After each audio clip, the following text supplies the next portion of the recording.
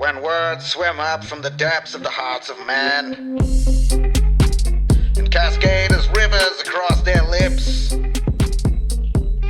the same utterances are always spoken. The opinion of the tongue that has spoken it.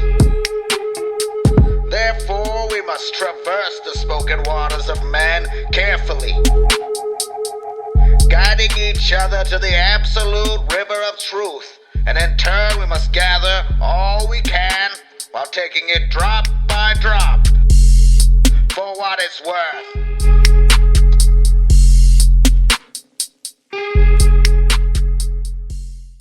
And welcome to the show. This is For What It's Worth. My name is Jake Grant, and I'm also joined by Tony Stover. We're going to be doing this broadcast, and it's going to be for what it's worth, which is basically the principle of let's mull over different ideas, topics, and kind of challenge them, test them out, play the devil's advocate, for lack of a better term, and really seek out truth in any topic. And just have fun while we're doing it. And today I'm excited to get into it. Tony brought this topic up. It's tools and things that the Watchers taught men, and looking at things from like that duality type perspective of things can be used for good and evil when it comes to technology. And what we're going to start with is the Book of Enoch, and looking at the technology that the Watchers, it was recorded, gave to mankind, and how throughout history these various types of technology and skills and knowledge have been used for good things and bad things. And so, Tony, what's up, man? I'm excited about tonight's topic and excited to get started with For What It's Worth. What up, Jake? I'm glad. Thanks for pushing this idea out. I've been having a lot of free time lately, and this is the perfect thing to do with it. It's a good conversation, good edifying, and as per every time we hang out, especially in person, we end up till like 3:30 in the morning down 4 rabbit trails off of a rabbit trail. And so let's see if other people would like to go on that journey with us. Yeah, I'm excited, man. I always enjoy just kind of talking about how different topics connect, going deeper into like a conspiracy or a biblical topic, and just seeing how it all plays out. And so I'm looking forward to it, man. I love whenever we get to hang out and talk. And yeah, so if you guys who are watching enjoy this show, be sure to subscribe, hit the like button on whatever platform this is playing on. And we look forward to doing more shows in the future. So, Tony, what is it we're talking about tonight? I think the easiest way to start it off with, which is how my brain works when it tries to figure anything out, is you start off with a question. And I think a good question to start this off would be, why did the Watchers that fell, that taught humans things, why did they get in trouble? Why did they have a punishment set to them for teaching us stuff that we do not get in trouble for using? What mysteries lie in that dynamic as to they're punished for teaching us metal, but we're allowed to use metal? So that's the topic. Yeah, I mean, I think that's fascinating. And of course, getting into this, we're going to be going into the Book of Enoch, talking some Genesis 6 incursion stuff. I know there's people out there that aren't fully convinced. They might buy into a Sethite theory. If you've gone to seminary, you might understand what that means. But it's basically, let's take this with a grain of salt. I know there's people out there that haven't really investigated into some of these apocryphal books, some such like the Book of Enoch. But for what it's worth, we're going to be talking about it tonight, and it's going to be interesting because this is an expansion of biblical history, of our history, and if there's any credibility to the Book of Enoch, then some of the things that it's saying that the Watchers taught to mankind are very everyday, commonplace things, and it's going to be interesting to see just kind of how that conversation unfolds, because just off the top of my head, I know of course, the working of metals and armor and swords. And a weird one was the beautifying of eyelids, dabbling into this topic of makeup. There's another aspect of cosmology that angels taught mankind, and root cuttings and all these different things that you're right, for the most part, don't seem wrong for humans to be doing it. It doesn't say it's sin in the scriptures per se. So why is it that the angels were punished so harshly? So we put together a little video I want to show you guys, and hope you enjoy.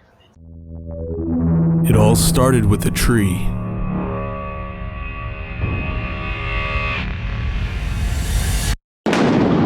But that was not the last time fallen entities interacted with mankind. Throughout our history, cultures have recorded beings interacting with man, bearing technology and knowledge. It was not only the tempting of Eve in Genesis chapter 3 where fallen entities interact with mankind.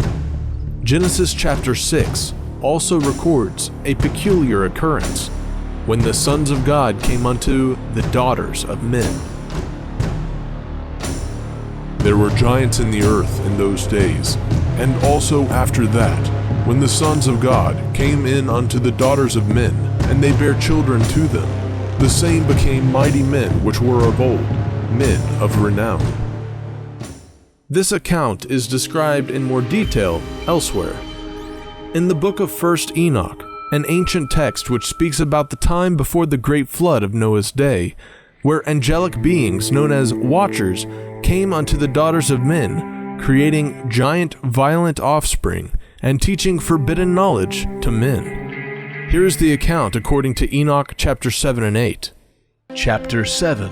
And all the others together with them took unto themselves wives, and each chose for himself one, and they began to go in unto them, and to defile themselves with them. And they taught them charms, and enchantments, and the cutting of roots, and made them acquainted with plants. And they became pregnant, and they bare great giants, whose height was 3,000 ells, who consumed all the acquisitions of men.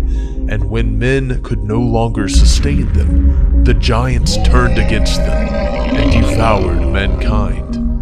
And they began to sin against birds, and beasts, and reptiles, and fish, and to devour one another's flesh, and drink the blood. Then the earth laid accusation against the lawless ones. Chapter 8. And Azazel taught men to make swords, and knives, and shields, and breastplates, and made known to them the metals of the earth, and the art of working them, and bracelets and ornaments, and the use of antimony, and the beautifying of the eyelids, and all kinds of costly stones, and all coloring tinctures. And there arose much godlessness, and they committed fornication, and they were led astray, and became corrupt in all their ways. Semyaza taught enchantments and root cuttings. Armoros, the resolving of enchantments. Barakijal taught astrology.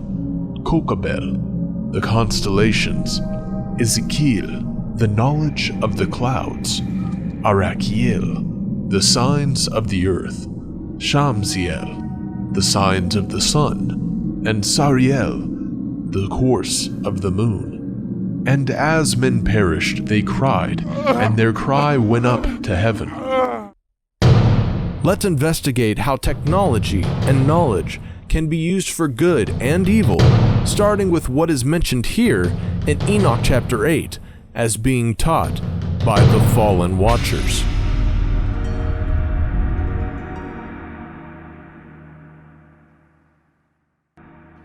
All right, so there you have it.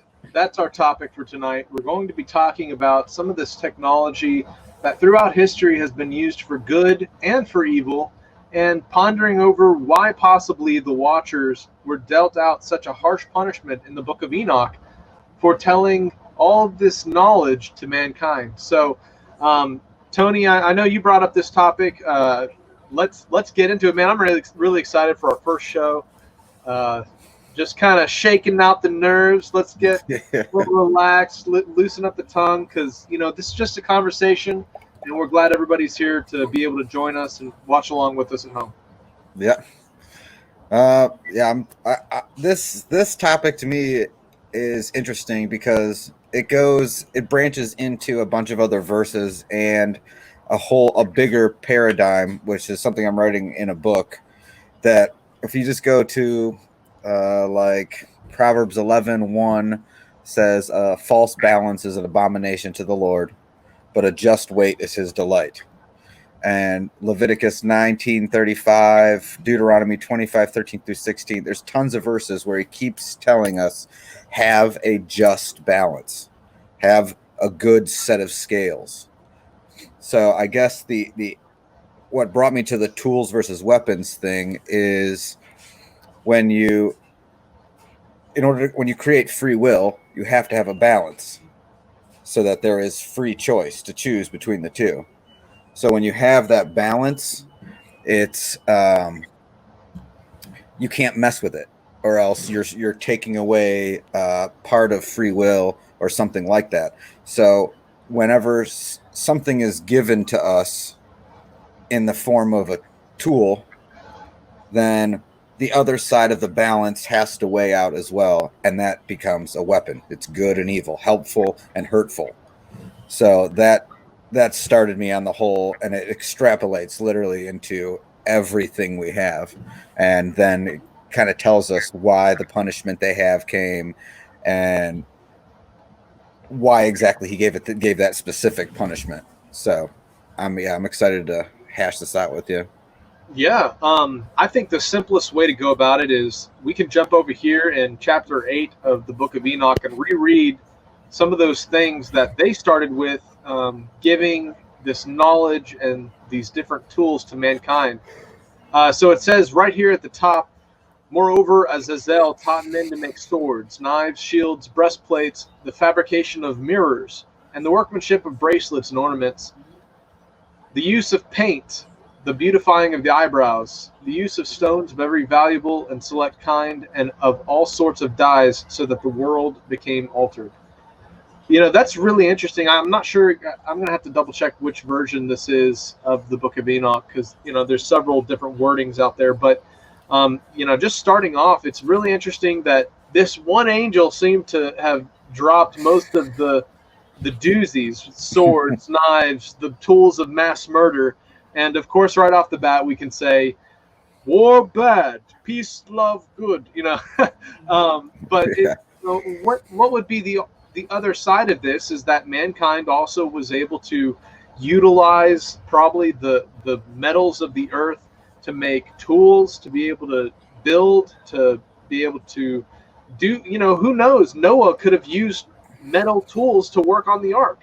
Yep. And some of these things we got to keep in mind, but at the same time, this was a period of war and death and misery that the scripture talks about, and the book of Enoch mentions how the children, the Nephilim, fought against each other in these great bloody wars, and how all of the earth was filled with violence before the time of Noah's flood is what the scripture talks about, this time of evil and wickedness. And it looks like the angels, these fallen entities, kind of gave mankind this little nudge. And that's what we're seeing here in the book of Enoch. An interesting question would be, did Noah use metal tools to build the ark? And if he did, would he have had it built in time if he hadn't? You know what I mean? Like, Yeah. there's, like, he taught weapons, he taught swords and knives, which it's easier to hunt.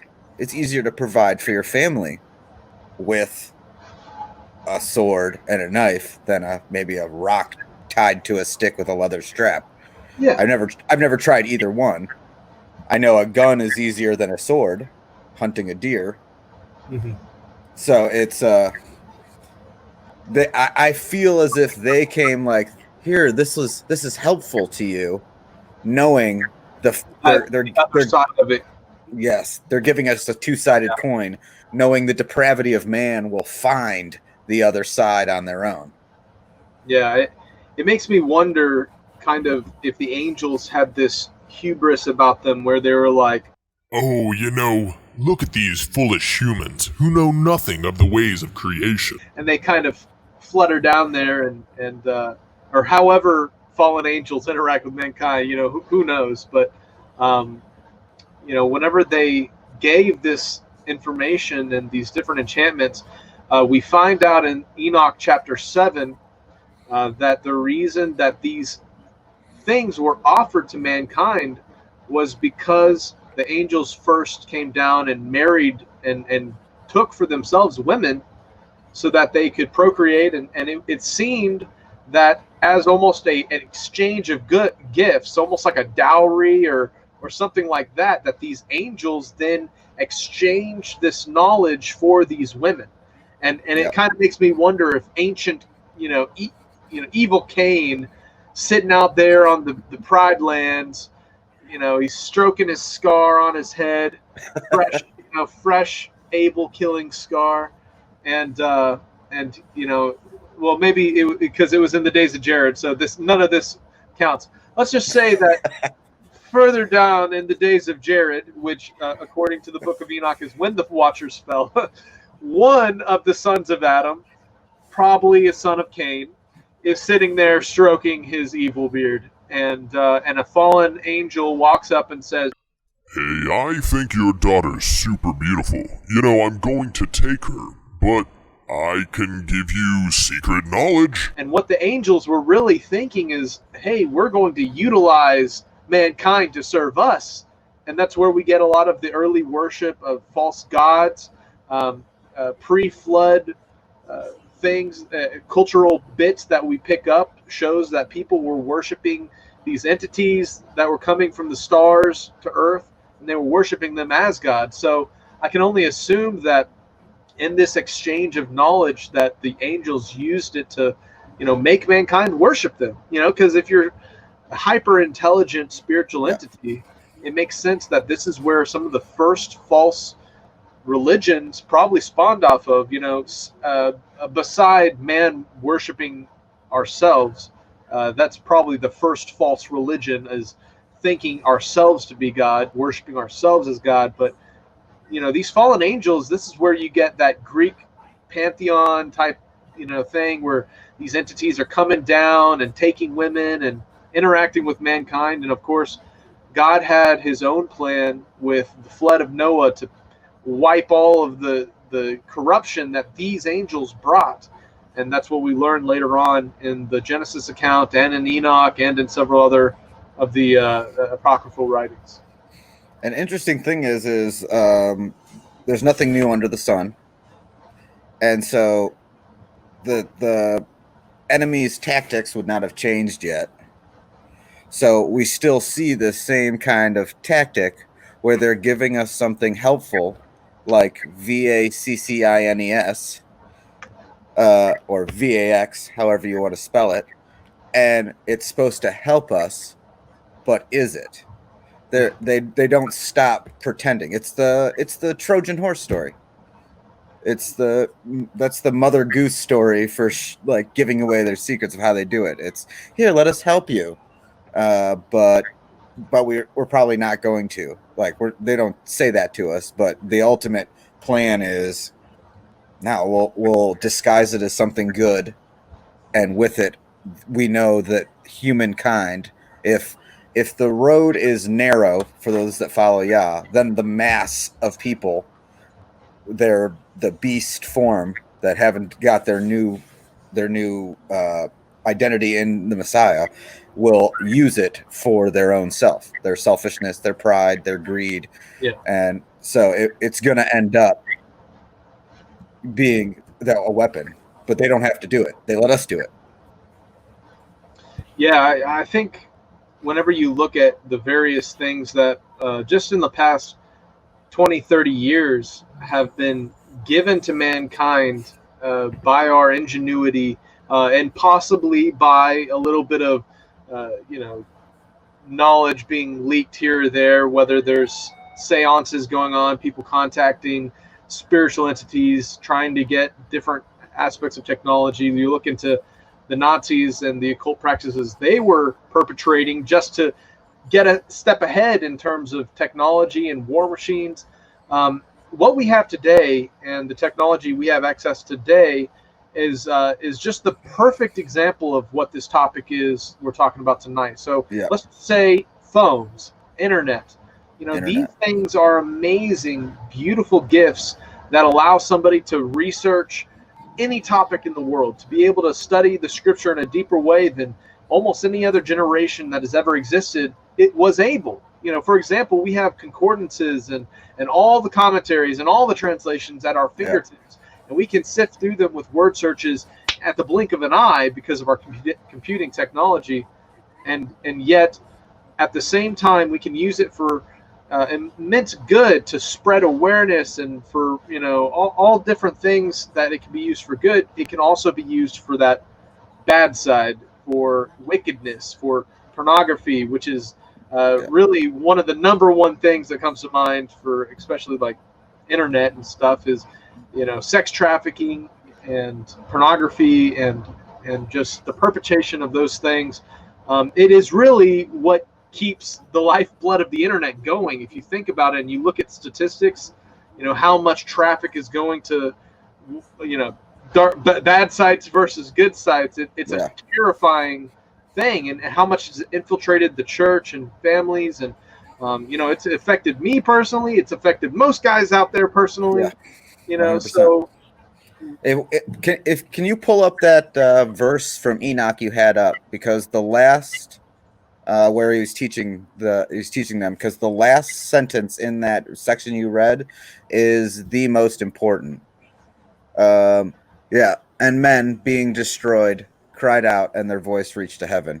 So the ultimate end thing of this is men are destroyed. There's another part up there, farther up, where it says men perished because of it, I believe. Yeah, it not only says that, it says impiety increased, fornication multiplied, and they transgressed and corrupted all their ways.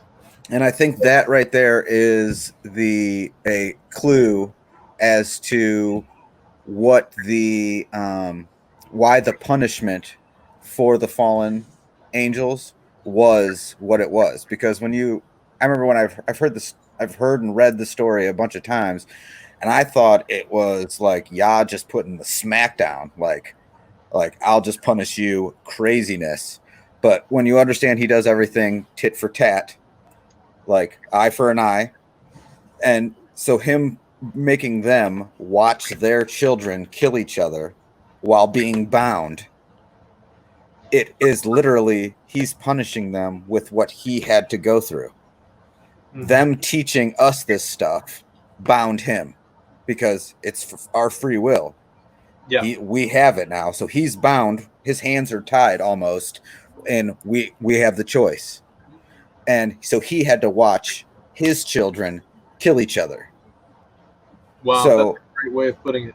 And so then his punishment is, fine, you did this to me, this is your punishment. You're going to be bound, and you're going to watch your children murder each other. And those verses in there where it says they're perishing and men were killing each other shows why he did that. It wasn't just like he's like blowing it up, like, oh, y'all did some bad stuff, what can I do? Yeah. How about times 10 your punishment? It was not. It was literally a just balance.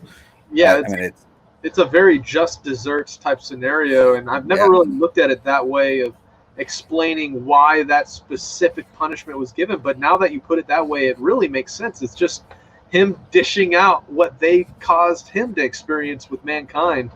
Going back to one of your earlier thoughts with, could these things like tools being taught from the Watchers have been used to get Noah on the ark, for example, and could he have been able to get on the ark if he didn't have the tools in time?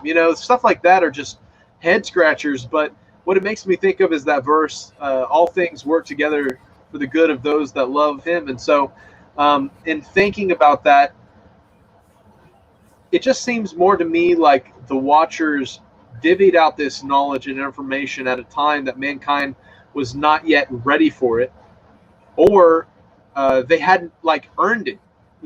There's an aspect of seeking after God that you see with scientists, Christian scientists today, where they're seeking after to show God and to prove God, and through that they find all these fantastic aspects of reality that kind of help them expand on science and on different technologies and stuff.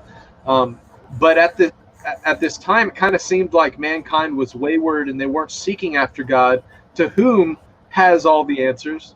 He's the one who could give the equation to solve, whatever, or how to build a building or a structure or some kind of technology. That you got to go to the source of creation for the truth of Yeah. what we can tap into. How to build an ark, which if you'd have paid attention, anyway, we wouldn't have needed. You know what I mean? Exactly. Going back to what you had said before, I never thought of it that way either. With the basically the knowledge dowry for our women, I always took it back to the garden, like his plot there, where he went to the woman first, and I always thought that they just enticed the women with it, like because women seek security. We all do, but women seek security, and everything women do physically, we do spiritually as men. We seek security spiritually. So, which this is a side thing, but this is how we talk. So, like, pretty much like the whole gold digger phase we see very prevalent. It comes from us men not giving women emotional security, stability in a righteous relationship, where we will just take what we want from them, usually physically, and leave them with nothing. Their search for security goes, fine, I still need security, so money is still a form of security. I'll take that. So in that sense of to the women, that's how I see the fallen angels going. Like, dude, we're way smarter than your men. We can give you more stuff than your men could ever give you. Which, I don't know, it's probably a combination of both what you were saying, depending on the woman and depending on the man. But, I mean, I don't know. Yeah, side note, we learn later in the book of Enoch that these specific women, and it actually lines it out that they only took one wife each. It specifically says that in chapter 7. And all the others together with them took unto themselves wives, and each chose for himself one. Even the fallen angels know that one is enough. It's really interesting that these women later on are called sirens, and that their punishment for marrying these fallen entities were to become sirens, whatever kind of entity that is. But since we know that there's 200 watchers, we can assume that there's 200 sirens out there. So that's just a little kind of that I got. An interesting sidebar to that thought jumping is, I believe this is correct, that when a woman and a man are together physically, husband and wife or not, that the woman's body keeps a part of his DNA. It's part of the blood-brain barrier. Yeah, I've heard. So when a woman would cohabitate with the fallen angel, she's going to take some of his DNA, which does that render them immortal? Is it like the original Mark of the Beast?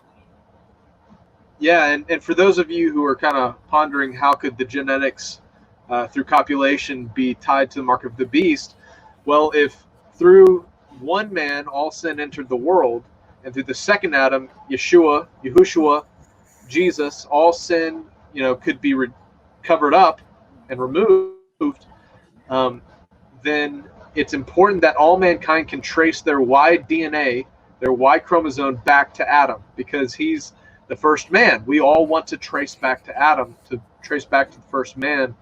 And what these angels are introducing is a Y chromosome, a replacement Y that cuts off that heritage back to the first man. So you wouldn't be a son of Adam, and therefore you would technically be the offspring of whatever these fallen entities were. And I think that's why, hybrid. yeah, the hybrid nature of the Y chromosome is how you have unredeemable blood, because you have, of course, the Antichrist is always trying to make a mimicry and a mockery of the true Christ, the Messiah, Yeshua. And so whenever you see a false immortality offered by the Antichrist, it's very likely to be through his blood as was the Messiah's, but in also a corrupted way. So if he's offering immortality, false immortality through his blood, could it be because it's that ancient Y chromosome angel DNA that God had to wipe off of Earth because it was corrupting all flesh, and he needed to preserve that pure line to the Messiah through the sons of Noah? So I know that was like a wild rabbit trail for somebody who just dipped their toes into this for the first time, or into this topic for the first time. I know I just rambled out a bunch of crazy connections there, but we'll mull over them and we'll hash them out as we go. So please forgive the straight to the point nature of it, but don't forgive that. Don't forgive that. It's going to happen. This is how we talk. So all right. This is enjoy our ramblings, and if we're wrong, let us know. That's because we're just here for what it's worth. For what it's worth, we're having conversation, and I think this is a good time to just state, we're here to learn and to grow and to be students and to iron sharpen iron and all that kind of stuff. That's what we want for this show. And so, for those of you out there, if you hear something you disagree with, leave a comment. Let us know. Better yet, make a video and explain your position so that we can look into it and maybe discuss it in a future show. So that's how I'd like to go about it. Sidebar number 400. Iron only sharpens iron at glancing blows. When you come straight on, you're going to dull each other. That's I don't know where I read that, but it stuck with me.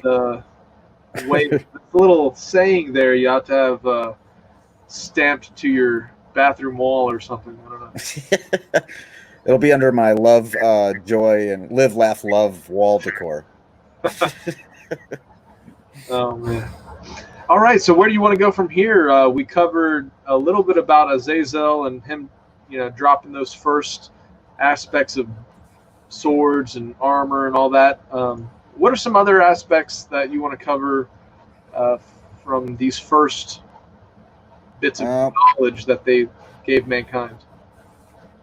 Do you want to go into like the heart of man aspect of it, or do you want to still explore other advancements that came from those things? Let's talk for a brief moment about just some branching areas of corrupted versus good technology. Okay. I think that's really fascinating to juggle around. Well, when you have the root cuttings, that is the branching into pharmakia. Yes. But it is also the branching into holistic medicine.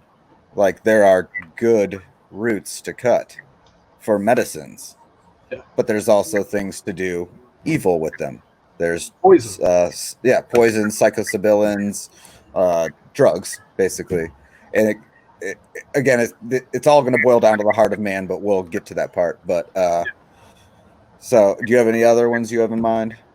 Yeah, I thought it was interesting. Of course, the peculiar one that stands out, and I'm going to pull it up here for us, is the beautifying of the eyelids and the bracelets and ornaments, and how paint and valuable stones and all dyes made the world altered.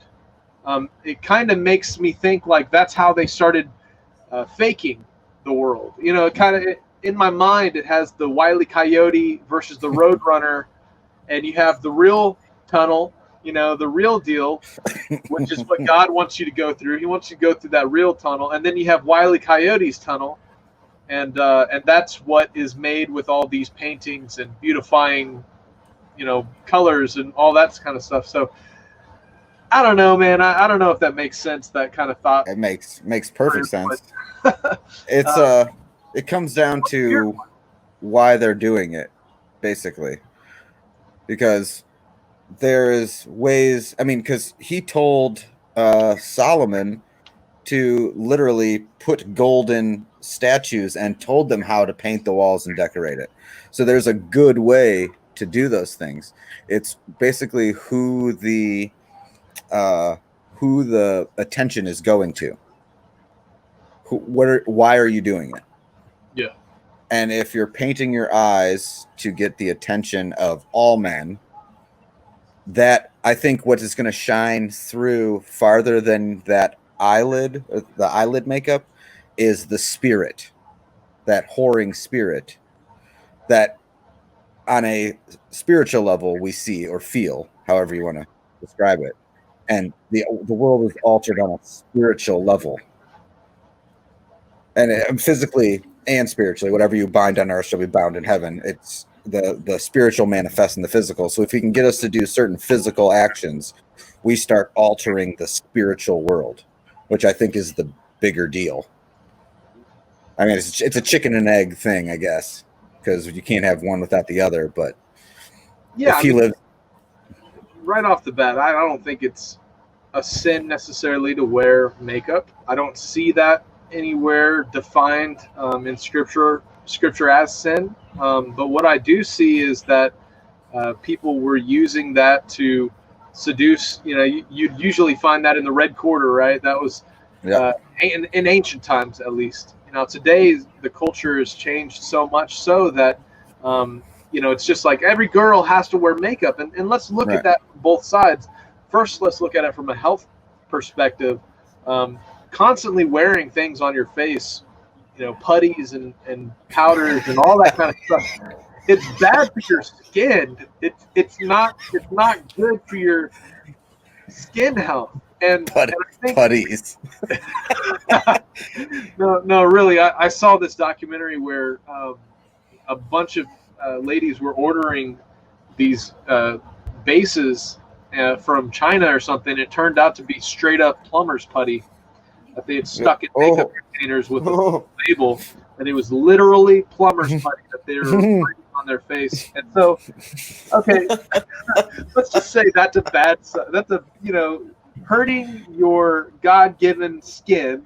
That'll send your health down the drain. For hiding it, covering yourself in all types of gross chemicals and products that come from unclean animals. However you feel about that, there's a reason they're called unclean in Scripture. So putting those things on your body, of course, has negative health effects. On the other side of it, I'd like to say that somebody who, has some type of disfigurement and was uncomfortable with how they looked could use makeup to help make themselves feel comfortable by covering up scars or something like that. So, that's the other side of the pendulum for me. But what do you think? There's a mental health. I'm going to go and stay on the negative, then I'll go into the positive side a little bit. There's a mental health issue, I think, with the makeup culture that is bigger than the physical health. Because, I mean, literally, it's in the name of it. It's called makeup. So subconsciously, every woman that puts it on that uses that word makeup this, makeup that, what are you making up for? You are created beautiful, like in one way or another. Like the creator made you how you should be made. So subconsciously, how can a woman ever truly feel like she is beautiful if she knows subconsciously she can paint a prettier version on herself? Yeah. So psychologically, it's going to start breaking things, and it's going to create a dependency. It's an addiction at that point. And going into the good side of it, like there is so many verses about adorning, like husbands adorning their wives and women putting on beautiful clothing. Yeah.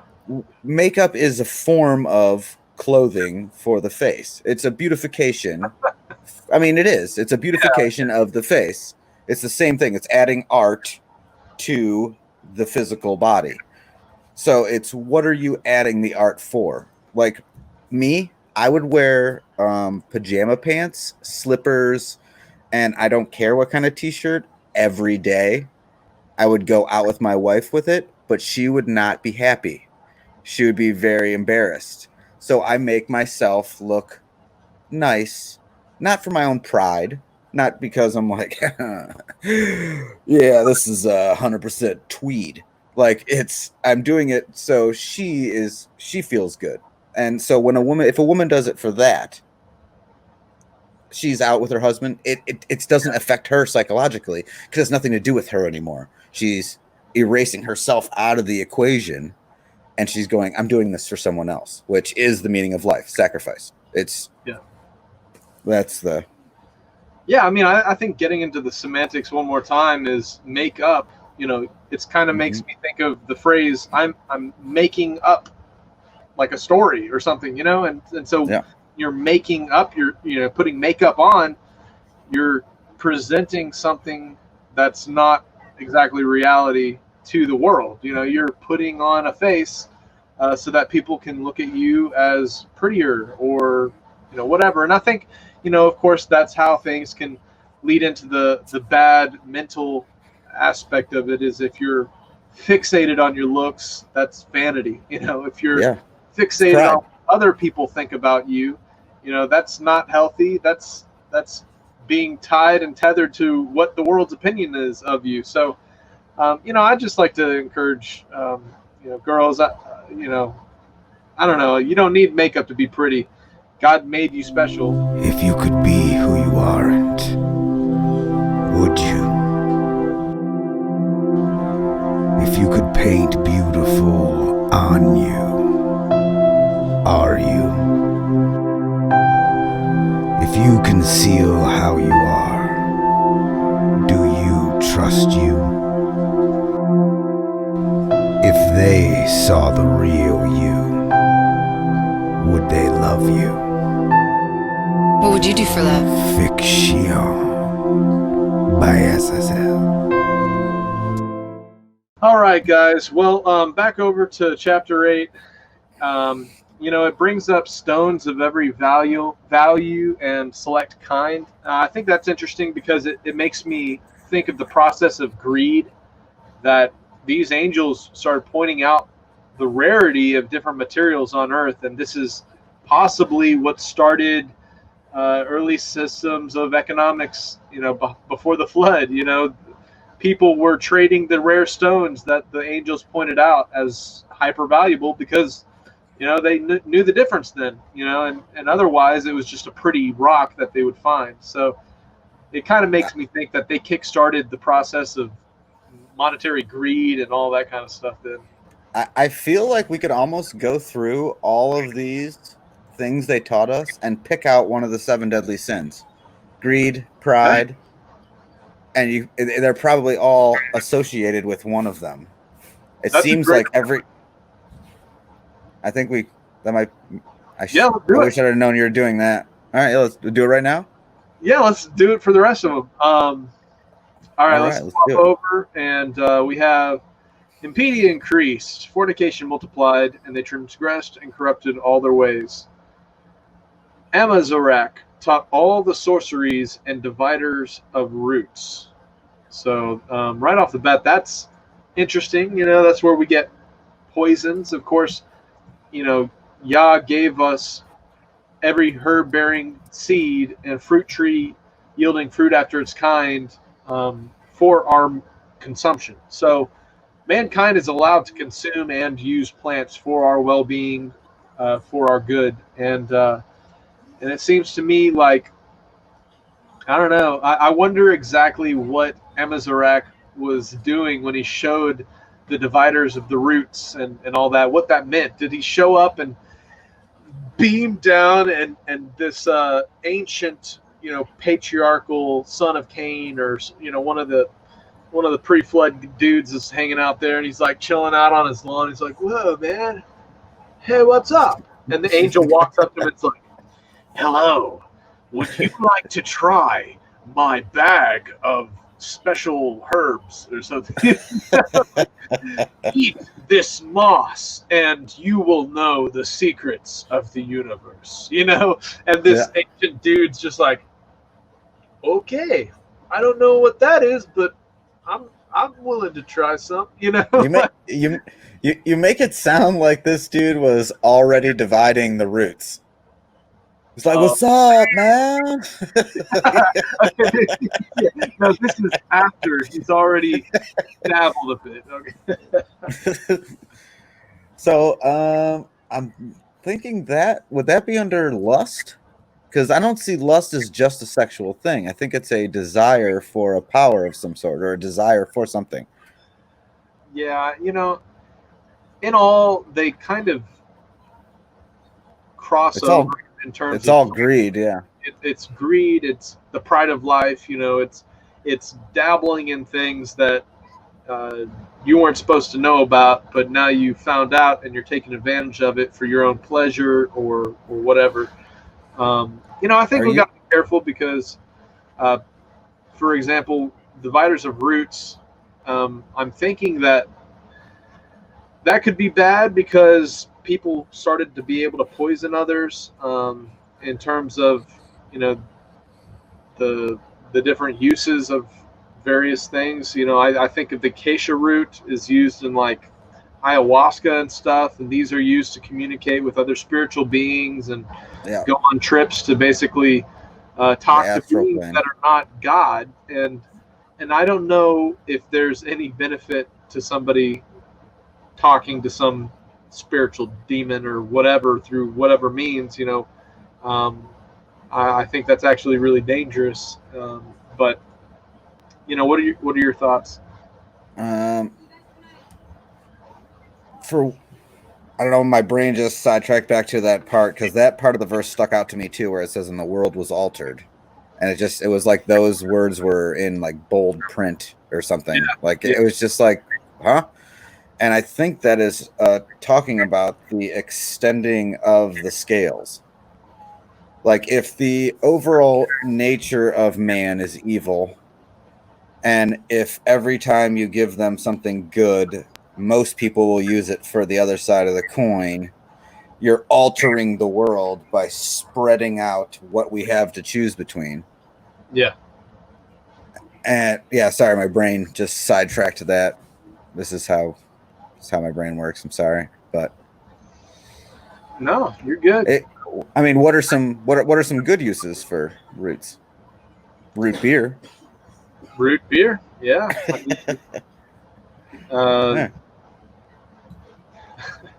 Let's see. I think this is a great example of how not every aspect of what they taught was evil right off the bat. It was the fact that they were teaching it outside of the go say of God. Well, let's just keep going then. Yeah, let's keep going. I'm not a root expert. Me either, but I'm sure there are a lot of good uses of roots. Yeah. Potatoes and carrots are like roots, I think. Do they have a Strong's for Enoch? Like a concordance? Because I think a good word to look up in there would be what dividing roots is. What is the word for dividing of roots? That is a great idea. Honestly, I don't know if there's any Enoch concordances. That would be great to have. All right, so we got Amzarak taught all the sorceries, and dividers of roots. Amers taught the solution of sorcery. What? So what does that mean? I honestly think this is a strange translation because this is not the R.H. Charles version, at the very least. So we're going to go search a R.H. Charles version of Enoch because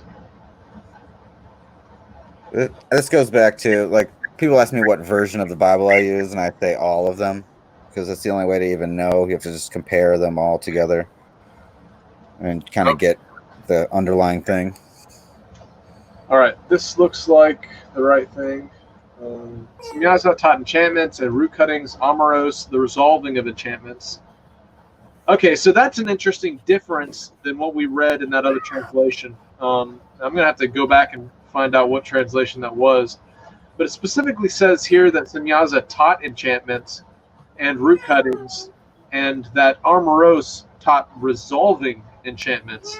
So that's a little bit of a different phraseology than that other translation. We should have started with the R.H. Charles version. Oh, that makes more sense. That's like basically casting one and taking it off. Putting on enchantment and taking off an enchantment. Okay, that makes way more sense. Yeah. Bottom line, witchcraft is prohibited in the scripture. Yeah. And it calls rebellion is as bad as the sin of witchcraft, as bad as the sin of divination. So, witchcraft's a pretty bad thing to be teaching people. Astrology. Let's just talk about that for a second because I think that's a great way to show both the good and bad sides of the things the angels could have taught. So, for example, you have the Mazzaroth, which is the way God put the constellations in the sky to tell the story of redemption of mankind by the Messiah, and all of the constellations each year tell this story. And we see in Genesis 1, the sun, moon, and stars were put into the sky for signs, seasons, and Moedim, appointed festivals. And that's what the whole Mazzaroth is about. It's about this story of mankind and the importance of meeting our Creator's calendar and His appointed time so we can meet with Him, and also looking forward to the Messiah who would come and fulfill these appointed times that were being shown in the stars. The most base way I can correlate it is because the wise men were looking up at the Star of Bethlehem to find the Messiah. Well, all of that ties into this aspect of the predictive nature and the story that God put in the stars. And the patriarchs knew this story. They knew that it told the story of the redemption of mankind. But what the angels, the fallen entities, we see later on, used the stars to cause mankind to worship them. And what they did was they gave basically like the modern horoscope twisted interpretation of what the stars are. And so we have throughout history people worshiping stars and associating deities with the stars. And I believe it's tied to this first big no-no where the angels taught mankind basically how to read the constellations and the stars and all that kind of stuff. I would speculate that if you could find, like, because I always picture, like, back when you were talking about the devil can't create, he can only try to mimic. And I think of, it's an analogy, but if you think of the plan for the redemption of mankind and Yeshua as a mathematical equation, say 1 + 1 + 6 + 5, just like it's going to be way more complex than that, but a mathematical equation, the enemy has to take that equation and flip it, but end up with the same sum. He has to rearrange the stuff, but end up with the same sum so that he is telling the story, but he's only using the parts that he's given. So I think with that kind of analogy, I think if you look at how he changed the story in the stars, that would tell us a lot about what he's changed on Earth. Because I imagine he uses the same sort of running dialogue or long con on us. Yeah, we also learn in the book of Enoch that some of the stars wandered from their appointed paths, and that they're punished greatly because that they weren't obeying basically the circuit that God had ordained for them to go in. And the reason that God ordains them to go in this circuit is because it's telling this important story. And so for the angels to teach these things to man, it just makes me think about how the Egyptians, of course, they built the pyramids lined up to the belt of Orion, which is associated with their afterlife telling. And like basically they believe that the portal to the afterlife is, through the belt of Orion area and the stars.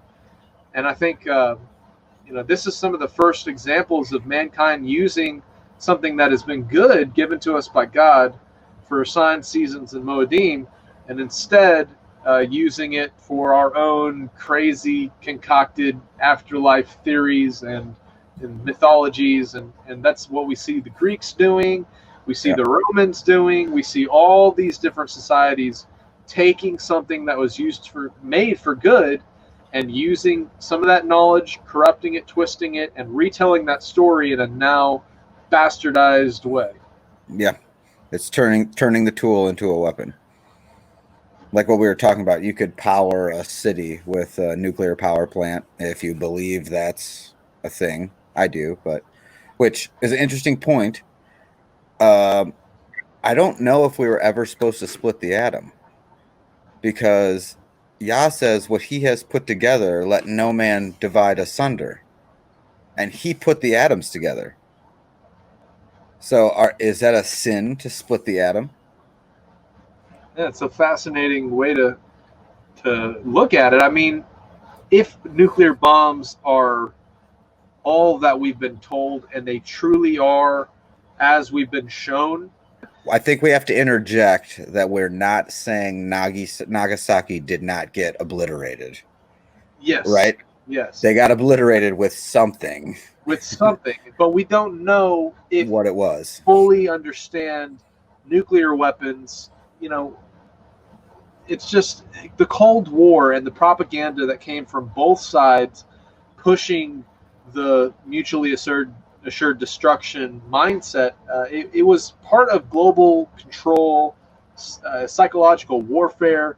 We got to take a step back with this topic and be like, all right, what's really the capabilities of mankind, and what I'm assuming right now is, we can probably blow some stuff up in really crazy, powerful ways. Yeah. Don't get me wrong, but I don't know why I went on that rabbit trail. I don't want to die on that hill of nuclear weapons don't exist. But that's why I just threw the caveat out there, like, if you believe in that sort of thing, let's take it. If you do, let's take it. You can power an entire city with a nuclear power plant, or you can level one. Yeah. It's the same. It's the more powerful the tool, the more powerful the weapon. Exactly. And which, if you think about it, like the largest tool ever given to mankind was the Torah, the commandments, which is the largest weapon against mankind because it is sin if you don't do it. He says, I give you a curse and a blessing. Choose the blessing. If you do his instructions, you get blessed. You are one of his. And that is like the grandest form of the tool weapon thing. It's the biggest tool. Yeah.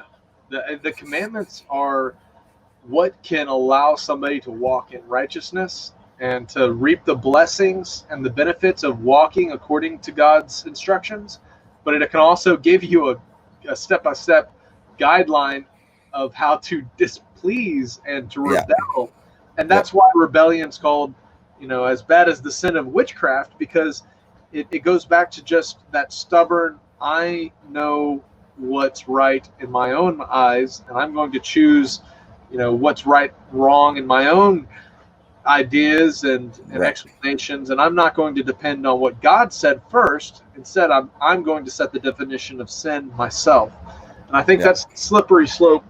And I'm glad you brought up the Torah as like one of the most potent or dangerous, because it literally gives us all the blessings and all the curses, and it's life or death. It's life or death. Yeah. Wow, that's a powerful thought pattern. Man, if people could only get a hold of understanding that everything uh, is a choice, and we have the Yep. opportunity to use something for good or evil. I've been saying at the beginning of the episode here, we talked about the internet, how it could be used for good, amazing things, and also a lot of evil. Um, I'd had a thought recently about how we live in this golden age of the internet, where the technology is fresh enough that the powers that be can't yet control it. And they haven't had the ability to completely censor all disinformation or information to the contrary of whatever the official narrative is. And because of that, we've had this golden age of communication where conspiracy theories can pass porously between people, that biblical theology and discussion about biblical topics can happen online, and we can do shows like this to dig into these deep concepts or these obscure rabbit trails, and it's an awesome opportunity. And I think this golden age is coming to an end, but because of this golden age of the internet that has allowed this communication like this show right here, that it's going to allow people to be kind of prepped for the age of the world that we're entering very quickly into. An age of the dystopian 1984 Ministry of Truth. Ministry of Truth stuff, which is terrifying, man. But that's why we got to be able to talk about this stuff. I'm glad you used the word communication, because I was going to throw in there Tower of Babel. What did he do to sort of go, okay, settle down? He made the communication not readily easy. So what happens? What did he say would happen if men were able to talk freely? He said nothing will be impossible to them. So now that we're able to communicate together, what is going to come out of that? And what depravity of the broad path, what avenue is that broad path depravity going to take that nothing will be impossible to them? Yeah, let's just read the verse real quick. Genesis 11:6, and the Lord said, behold, the people is one, and they all have one language, and this they begin to do, and now nothing will be restrained from them, which they have imagined to do. This is really throwing back to kind of what it makes me think the first reason he got upset at the angels for even telling them about this stuff is he knew how quickly we can advance as a society, as people, and how evil we can quickly go, how far to the left we can just lean right off the bat. And I think today we see kind of a recreation of the Tower of Babel mindset of international communication. We have Google technology where you can put an earpiece in, speak in real time. Somebody else's language will be translated to them from your natural language. So, man, the barriers that God set up back in Genesis 11, splitting of the nations, the confounding of languages, that's coming to an end. And so just around the corner, man, the cooperation that mankind can have to basically do whatever they imagine, that's some terrible statements. It could be also an amazing, exciting, good statement, so. Has this been a however many year, 4,000 year plan of the enemies to get us back into communication? You know what I mean? Like, and they had to go step by step by step. They couldn't just drop computer stuff on us back then. Yeah. The people's brains would have exploded. Like, what? I don't know. So they first taught us like basic circuitry, and first they taught us electricity, and then basic circuitry, and then different transistors, and they just slowly are like frog in the watering us back into what Yah did to sort of help us out and go, hey, y'all are crazy. You You're too guys are, close to the one world government, to the yeah, Orwellian nightmare. yes.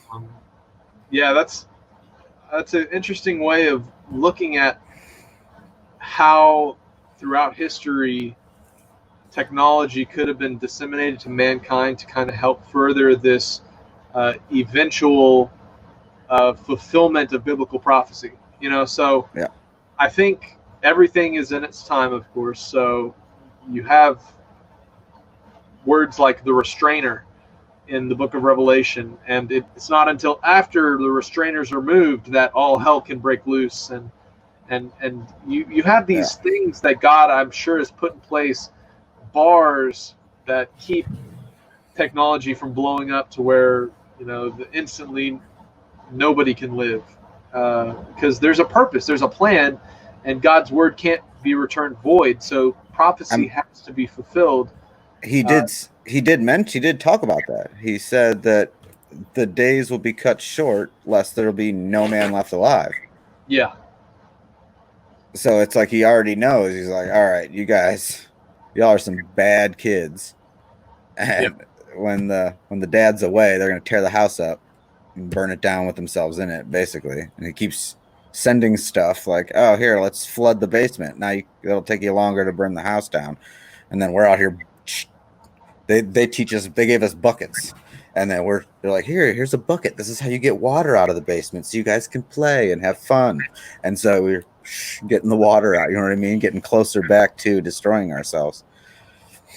yeah. It's just crazy, the fact that the Babel curse, the curse of languages being confounded, is coming to an end. Just the ability that worldwide communication is possible, and of course, once we have a Yep. network, an internet that Yep. connects all people. Of course, we've had that for a while, but the computing technology is getting to the point where they can crunch the numbers and they can tailor your internet experience to Yep. you. Yep. I think that's what we have to be aware of, is while the going's good, let's get all this information, Yep. let's use it for our benefit. But once it gets dicey and we're risking our faith, or risking our soul, if you have to worship the beast and get a mark or something to be able to continue in the system that you're comfortable in, you've already made the wrong choice. So Yeah. I think that's what we got to be aware of, is let's use it while we can use it for good things. Let's shun evil and run away from it, because I know we all struggle with it. And the temptation is constantly there. Maybe we can talk about that and kind of wrap up with, how do we systematically look at individual choices, technology, different aspects of knowledge that can be used for good or evil, and how do we make the right choice to do good? That sort of was what I was about to say anyway. So, or something to do with it. I mean, there's something to keep in mind with this with what we know about tools and weapons, is we have to always remember that the path to destruction is broad. It's so more people will be doing evil and living for the other master than for Yah. So we have to understand that every advancement is mostly an advancement for the dark side. The Father uses it 100%. He uses it for judgments. He uses it for all kinds of different things. Some good, some bad. I mean, like, not some bad from our point of view. Everything's good from his point of view. Like, he does what's right. But so we have to keep in mind that, like what you were saying, get while the getting's good, and understand it's not going to stay this way. It's going to get progressively worse and worse. And we have to understand there will be a time when we have to leave Babylon in that area. And then, you know what I mean? Like, we leave Babylon, we say, okay, the internet is no longer safe. It's no longer a place where Yah can be found. I have to leave. Okay, now TV, I have to leave. I mean, I don't even know what other, like my phone, when, like, do I go back to 2 cups and a string? You know what I mean? Like Every instance of leaving Babylon in your life can be applied to little different nuances of things that we hold on to dearly. I think that's a great analogy of how, a person, whenever they're presented with a choice, if you constantly are being tempted to sin, then you got to cut it off. That's what we see the Messiah talked about, how it's better for you to pluck your eye out if your eye is causing you to sin, and so in the end, what we're trying to do is we're trying to walk after our Messiah, and I think that's kind of what I would like to wrap up this first episode of For What It's Worth, and this kind of rabbit trail crazy conversation with, what's the whole point is, we're just trying to seek after truth, and what is the ultimate truth, and that's the Messiah, Yeshua, and what he came to do. And so all the different things we can discuss in the future broadcasts and the things we can talk about pale in comparison to the fact that Christ came, died, showed us the way, and rose again, and now we can follow after him. And there's a free gift of salvation that's offered to each of us. And I have to tack that onto the end of this because that is really what's changed my life and made me interested in being righteous, walking after God's commandments, wanting to look at the truth of the world and weigh it and come out with some kind of understanding of how it all connects. Because the passion came from the fact that I realized there is a truth, and the Word of God is truth, and Yeshua was the Word made flesh. So I had to throw all that out there, kind of as we kind of wind things down. Tony, do you have any other thoughts to share with us? It shows the childish nature of human beings, to where he gives us perfect instructions in writing, and we still somehow need, and he knew this before he even made the earth, we needed him to come and show us, like he gave us what to do in the Torah. This is what you do, letter of the law, do this. And we found so many loopholes, like not real ones, fake ones, like putting red cords on the alley between my house, so now it's considered my house, so that I can go walk around there on the Sabbath, like just messing everything up, just ruining the whole everything. So he knew ahead of time, here, I am going to come and show you why you're doing what you're doing, which is spirit of the law. This is why you do this sacrifice. And like the ultimate, I feel so dumb sometimes that I racked my brain for years and years, even knowing the Messiah, trying to figure out the meaning of life, when all I had to do is go, what was the meaning of his life? Oh, sacrifice. Boom, there it is. Like, it's like he had to come literally be tortured and die to show us what we're supposed to do. It's unbelievable. Yeah. On both sides, on his grace and our stupidity. Well, there you have it, guys. Talking about tools and different aspects of knowledge. I know that there's people out there that haven't really looked into the Book of Enoch. Don't nick it until you've done a little bit of research. It is a very fascinating expansion on a part of scriptural history that's not covered in much detail in the Book of Genesis. And so that's why we're talking about it today. It's fascinating seeing how these weapons and tools were aspects that were taught from these fallen entities, and how throughout the years it has just led to more and more wayward behavior from the path of God. And I think it's interesting how technology is ramping up today, and it's being used for even more evil and atrocities and crazy, bad stuff, but it's also used for the children of God, because all things work together for the good of those that love him. So Fascinating topic. Thanks for chatting with me tonight again, Tony. This is a great I love it. kickoff to For What It's Worth, and hopefully those of you at home will enjoy these conversations for what it's worth. When words swim up from the depths of the hearts of man and cascade as rivers across their lips, the same utterances are always spoken. The opinion of the tongue that has spoken it. Therefore, we must traverse the spoken waters of man carefully, guiding each other to the absolute river of truth. And in turn, we must gather all we can while taking it drop by drop for what it's worth.